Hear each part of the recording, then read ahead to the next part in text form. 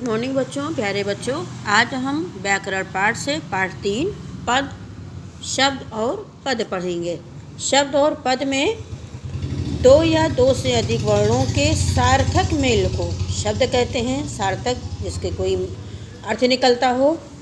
शब्द के भेद 4 हैं। अर्थ के आधार पर, प्रयोग के आधार पर, व्युत्पत्ति के आधार पर, उत्पत्ति के आधार पर। अर्थ के आधार पर भी 2 बार निकलते हैं, 2 भेद, सार्थक और निरर्थक। सार्थक में जिसकी कोई अर्थ निकलता हो, निरर्थक जिसका कोई अर्थ ना निकलता हो। प्रयोग के आधार पर बच्चों विकारी शब्द, अविकारी शब्द। व्युत्पत्ति के आधार पर 3 शब्द होते हैं, भेद होते हैं। रूढ़ शब्द, यौगिक शब्द, योग रूढ़, ये इसके 3 भेद हो गए।